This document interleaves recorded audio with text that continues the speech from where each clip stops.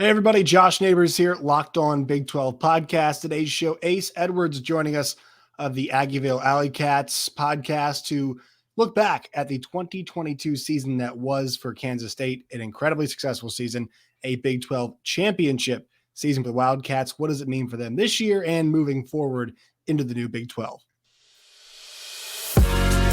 You are Locked On Big 12, your daily podcast on the Big 12 Conference, part of the Locked On Podcast Network, your team every day.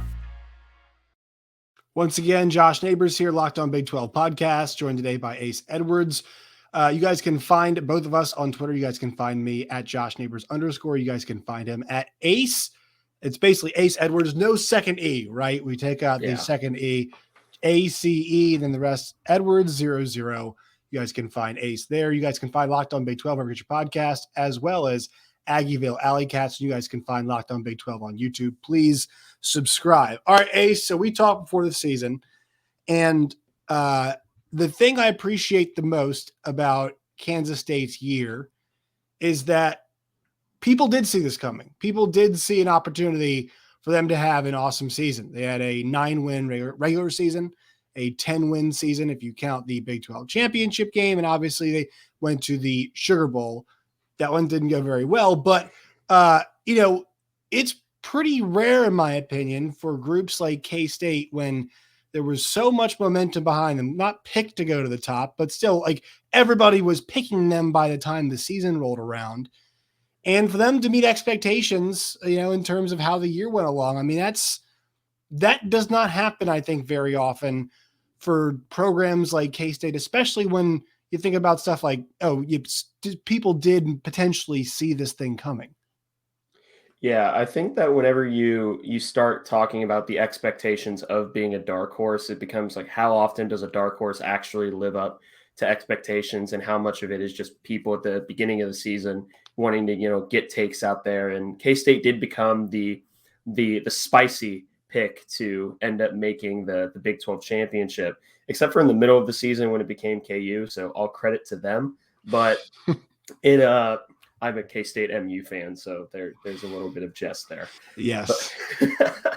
But yeah, it was, and that's something that K-State has had a little bit of trouble with in the past, just historically, is living up to expectations. It's kind of like in a sense, it's kind of like Oklahoma State, where sometimes you have, like, they'll just do the exact opposite. Like Okie State was projected to have a down year last year, ended up in the Big 12 championship, literally inches away from winning.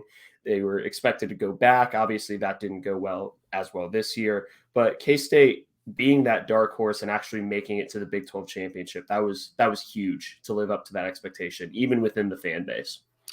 Yeah, and you mentioned Oklahoma State's really funny because the really good Oklahoma State team as of late was supposed to be the 2020 team, right? I mean, that was the team that, it was interesting because obviously COVID derailed a little bit of that, but that team did not play as well as I think a lot of us thought they were going to. And K-State did. I think what's interesting about this season in particular is the way that like the setbacks occurred. Like they were marked, right? The Tulane game is the first setback. And I think the Tulane game embodied a lot of things that people like myself were worried about. When your offense is limited in the way that Kansas State's was with Adrian Martinez, or I guess here's the way to put it. If you take out the risk taking part of Martinez's game, you will limit your offense. That's how it's going to work. And credit to Tulane, they played well, but it didn't look like K-State really gave themselves a chance to win in that game. You bounce back, and then we had the Oklahoma game, which was Adrian Martinez, like the proclaimed favorite game he's ever played before. And it's kind of funny to see how the season progressed. The TCU game, which was a setback because of all the injuries and whatnot that happened the first time around. Then TCU, obviously, they're really good at jumping on opportunities, and they did. And then the Texas game was the inflection point of, we got to go to Will Howard. It needs to be Will Howard. And so I think with the way the season was marked, it's interesting to see how all three of their, the falls kind of occurred along the way. Yeah, I think if you talk to anyone in the K-State fan base after the Tulane game, it was kind of just this collective meltdown, because this is before we knew Tulane was good. This Right. was very much before we knew that they would end up beating USC in the Cotton Bowl, I believe it was. Yeah. And, so that was a big down point. And a lot of that was, you said it was Adrian Martinez being way too conservative. The one throw that he made downfield, Connor and I, my co-host, we ended up speculating later on that he was literally told, don't look anywhere else. You just throw this ball. If it's an incompletion, it's an incompletion. If it's a pick, it's a pick. Throw the ball. And that was the one touchdown on the day to Cade Warner in the back of the end zone. But and then you go through the other losses. TCU, it wasn't just injuries. That was a big part of it. But a lot of it was, we ended up falling a little bit behind the sticks a couple of times. A bad play call here with the third string quarterback being asked to throw across the field. And it's weird to say that, like, if you look at it from a purely objective standpoint, Texas is the quote unquote worst loss of the season for K-State, because that was a home game. The score is way closer than it actually was. It was a little bit of a late rally that ended up coming up short.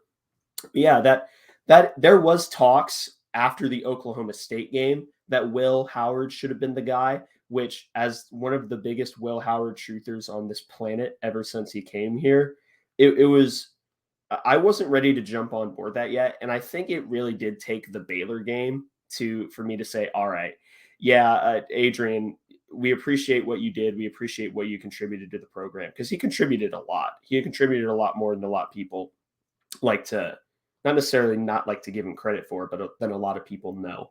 But after the Baylor game, it was like, yeah, all right, Will Howard's the guy.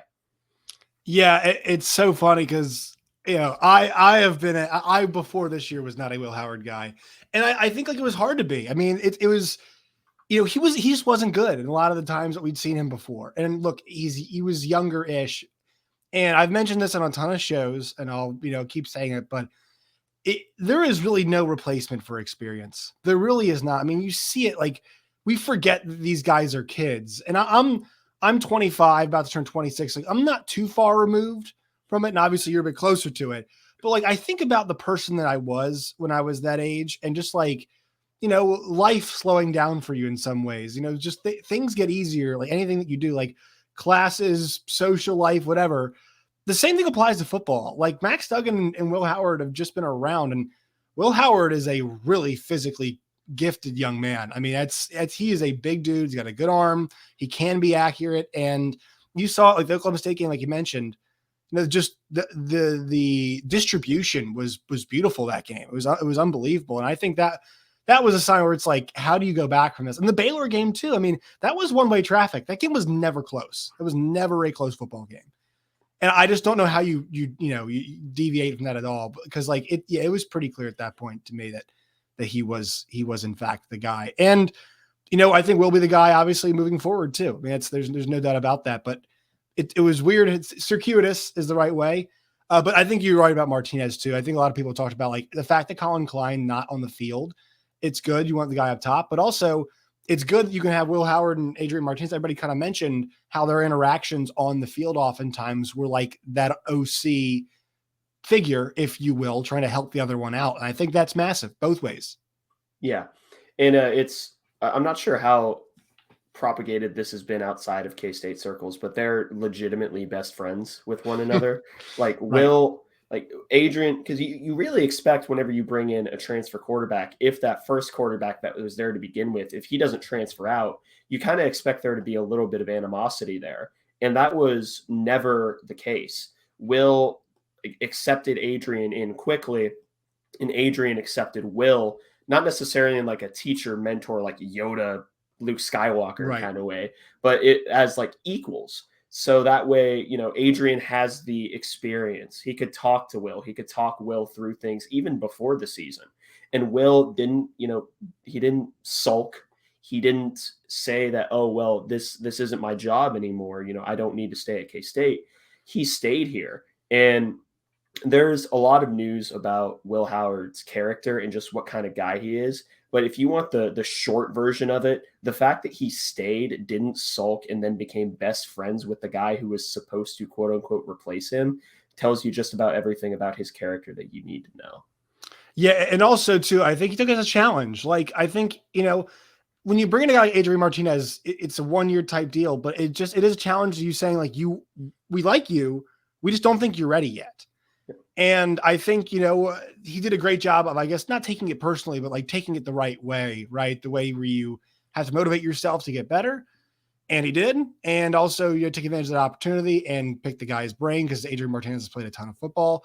And that thing eventually did. And they did a great job, I thought, of spreading the ball around, especially on offense. On defense, this group was, I think, what a lot of us kind of expected it, right? Like, it's just, they had depth everywhere. They had guys at the line of scrimmage. They had guys secondary. They had, guys at linebacker. And I think it just played itself out where this team was really good for a lot of the time, maintaining possession and, very good in the ground at times. And also when they had a Will Howard, really good at the air at times. Then defense just kind of, situationally, it felt like for most of the year, obviously TCU game is the one big one. Yeah. At defense, they stood up. They made the plays they had to, in some of the bigger moments of the season. Yeah, and whenever you're averaging, your opponents are only averaging a little under 22 points a game. That's a pretty successful defense. And I think the biggest part about it is, you mentioned it, is depth. You look at just about everywhere on the 2 deep, and you'll find someone that contributed in some way at just about every single position, with the exception of, I was going to say the exception of being a strong safety, but even then, after Kobe Savage goes down, right? Yeah. But you had outside corner, we had a true freshman contributor, Jacob Parrish, someone who no one really saw coming in that, that CB2 position, kind of sharing with Echo Boydo. And then Julius Barantavi contributes to the outside. Honestly, the biggest weakness of the defense was kind of that third safety, that jack safety spot. And I think that was just towards the end, when Josh Hayes, who was the jack safety, was kind of obviously hobbled, and we were asking him to play a lot of man coverage on a slot fades, where he didn't have the long speed to really surrender the leverage that comes with slot fades. But even random walk-ons that no one saw coming, like Cody Stufflebean contributed, Brendan Mott ended up he contributed in a big way whenever Nate Matlick ended up going down and was hobbled throughout the entire year. So everywhere that you look on the K-State defense, there was just depth galore, and everyone contributed. And yeah, I think that's important. That's the one thing. Another thing that we talk about, like the really good programs, there's depth that like Georgia and Alabama have. That's it's a little bit different. And then there's the depth that like a Kansas State has, right? And I would go to say Oklahoma State did not have. I mean, they got a ton of injuries, but still, like, you are going to have guys go down at some points, and you're going to need guys to step up, and you're going to need to play well. And, if you want to keep having successful seasons, like, that's how it works. I think that was magnified, especially, going back to offense here for a second, but like the quarterback position, right? Across the entire league this year, 2 backups were in the Big 12 championship game. Oklahoma backup, it sucked. It went horribly. Oklahoma State backup, they're a completely different team. Like the teams that had the depth, Texas Tech, top half of the league, mentioned this a bunch, but like that applies to a bunch of other positions as well. And that is what wins, I think, in a league like this, is having that depth. And I think Kansas State can say that across the board. And that's credit to Chris Klieman for development on your 2 deep. Yeah, I feel like the only place that you could say we didn't have much depth would be the receiver room. But even then, we still had our top 3, including Cade Warner, which, again, if you would have told me he would have been I think he was technically our second most productive receiver this year. At least it felt like it. If you would have told me that, I probably wouldn't have been that optimistic. And that's no disrespect to Cade Warner. I just kind of saw him as a more limited receiver than he actually ended up being. But even then, like, the top 3 contributed. That's all we needed. Plus we had, big breakouts from players like Ben Sinnott. Again, another former walk-on who in that Baylor game kind of, you could argue that he broke out way earlier, but the Baylor game, I think, is when people were like, wait a minute. He just mossed one of the better defensive backs in the Big 12. What are we? That's interesting. Right.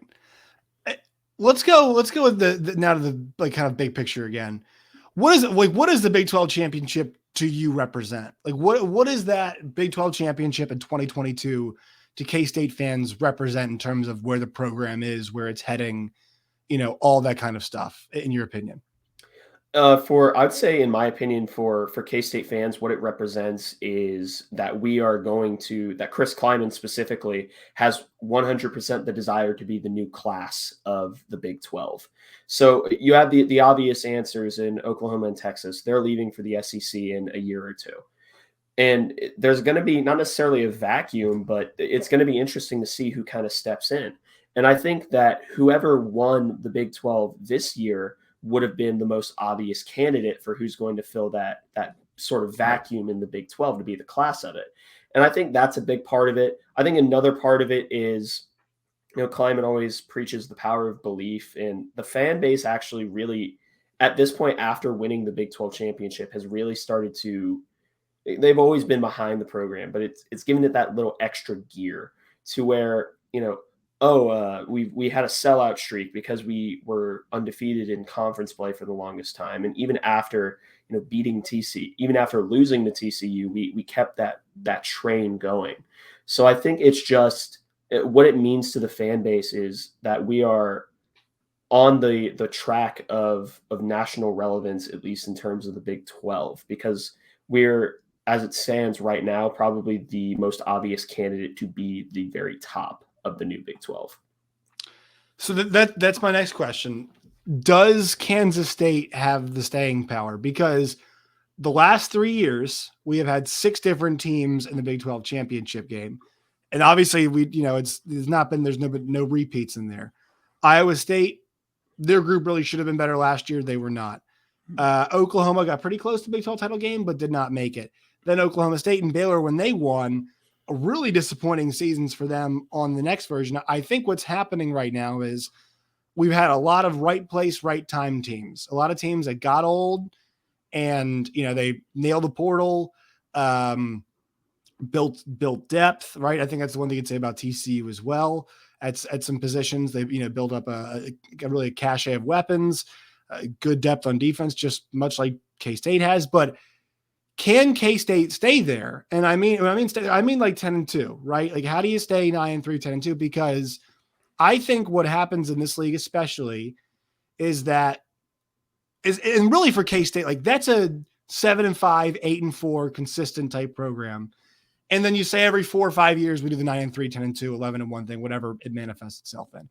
How do you stay 9, 10, 11? Because that's the real challenge right now for these Big 12 schools, because everybody's doing well. Every coach is signed a big contract, Matt Campbell and then Dave Aranda. And I'm not saying these guys aren't good coaches, right? That's not what I'm saying. I think Klieman got one too, correct? Did he get a He got an extension a few years ago, but it has an auto extension where every time he wins, I believe it's 8 games, he gets another year added to his contract. Right. So luckily for them, they didn't do the big thing. Sonny Dykes obviously gets one too. So how does K-State stay at the top? What do you think? Obviously, besides like repeating success, whatever, but like, what does that look like? Who are the guys that are going to help them do that this year in 2023, you think?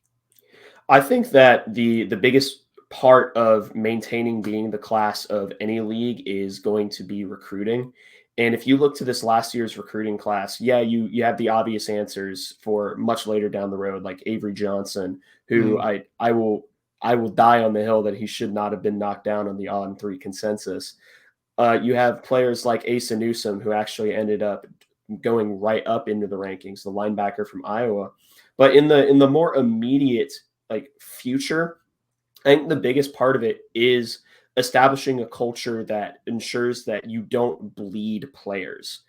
So obviously with the transfer portal, because that was a problem for them at one point, right? I mean, we had the max exodus a couple years ago. Yeah, after the 2020 season, there was a lot of players leaving, and there are multiple reasons for that. Some of them being not culture fits, others just like thinking that K-State was a sinking ship, but I think that the culture that K-State has built now, and I think unfortunately a lot of the people who left weren't culture fits, so it kind of was a necessary bullet to bite to kind of build that culture. If you look at the people who left for the transfer portal and left for the draft from K-State, obviously Deuce hurts. That really sucks. Yeah. Felix hurts. But if you look at the people who are coming back, the starting linebacker, Mike linebacker, Daniel Green's returning for his 87th season. Huge. Like he's been playing at K-State since I was like in 6th grade. I don't know how he does it, but it's kind of like the Skylar Thompson of defense. But right. Then you have the entire offensive line coming back, including which is massive, which is absolutely massive. Because Cooper Beebe, the left guard, was projected to be a borderline first-round pick at the interior line position. Then you have, obviously, Will, the returning quarterback. You have Phillip Brooks, a contributing wide receiver. And whenever you get people staying within the program that are contributors, that attracts more people from the transfer portal. And that's why you can kind of afford to say, third-string tight end, okay, bye. And that's where you get pickups like Keegan Johnson, like the receiver from Iowa, like Trayshawn Ward. And that's another big part that's given me hope is the culture he's built is really conducive to the transfer portal, which when you think about it, it's very similar to TCU. I think K-State and TCU have very similar paths to being the class of the Big 12. If I had to bet on it right now, I would say probably TCU and K-State would be the Big 12 championship next year. Obviously, it's way too early to say, but I think they have similar cultures and similar desires that they have, and that makes it more attractive as a destination for the transfer portal to sustain that success. Yeah, and there are places where, like, I think people mention the TCU transfers a lot, but like they nailed the critical points. Like it wasn't like, oh, they got all transfer secondary. It's like, no, I mean, like Mark Perry and then totally forgetting the kid's name, the white kid in the middle. I'm totally forgetting the kid's name. The linebacker from the guy who played lacrosse at Navy. I've been saying his name. Johnny Hodges. Johnny Hodges. Yeah, Johnny Hodges. Yeah. Like you get guys like that, and like and then the kid they had playing, Ali the center, right? I mean, they kicked the field at a guard. Like those are the big three to me. Those are the three that really stuck out, as things that they hit. And I know Newton transferred too; they get him in there, but like it's all about the critical points of where you hit. I don't want 4 or 5 guys starting on my defense, or let's go like 6 or 7 guys that are transferred. Right? I want the right guys in the right spots, because I think about the K-State and these TCU teams. I mean, Will Howard has been there. At running back, obviously Deuce Vaughn has been there. Knowles and Brooks, I'm not sure if either of those guys are transfers. Are they?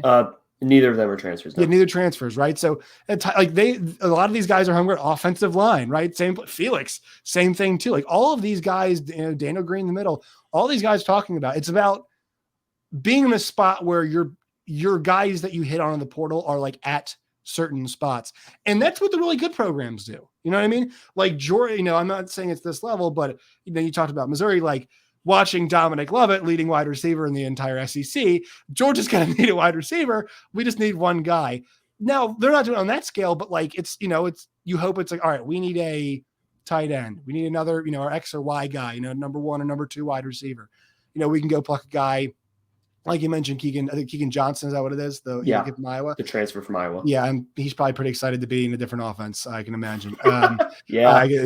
And like that thing is, with the way, especially K-State, I think TCU is going to be a bit more portal reliant, just because, I mean, they're losing the farm this year.